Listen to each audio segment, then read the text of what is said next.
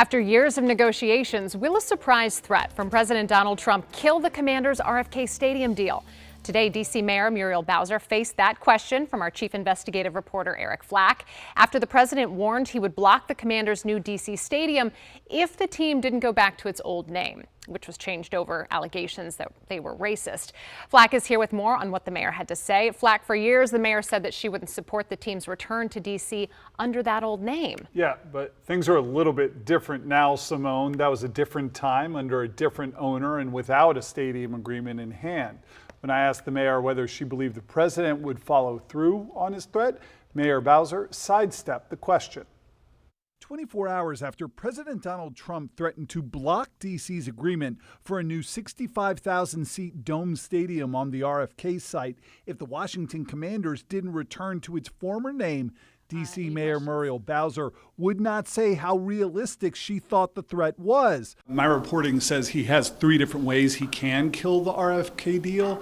So how concerned are you that that could happen and D.C. could lose its? What I'm concerned about is we haven't done our part. And so we need to complete our part so that the team can get to work. That stadium would only come with $1.1 billion in taxpayer funding to go along with a $2.7 billion private investment from the team. But so far, D.C. Council has refused to speed up the approval process, missing a July 15th deadline laid out in the agreement.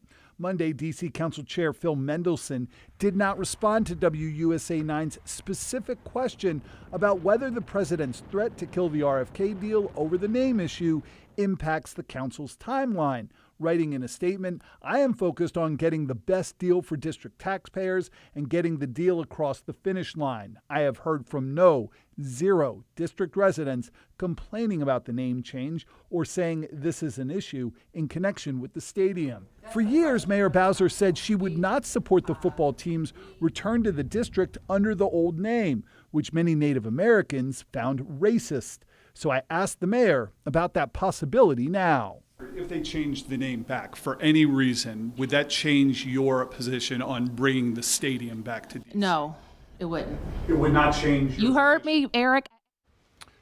The Commanders have not commented. Simone, neither has the NFL. Okay, yeah, I'm curious here. So can President Trump actually do what he's threatening, and can he kill the stadium deal? The answer is yes, he can. He has 3 different ways he can do it. Executive action, canceling the federal lease altogether, influencing the National Capital Planning Commission, which casts critical votes on D.C. construction projects, and the Commission of Fine Arts, which reviews design and aesthetics of all district construction. Simone, the president recently appointed new board members to both of those last 2 federal commissions. A lot of influence. What I'm hearing you say, too, is there are paths potentially of least resistance for the president, but all of them come with political entanglements. Absolutely. To some degree, political battles. You got it. All right, Eric Flack reporting for us tonight. Thank you. All right.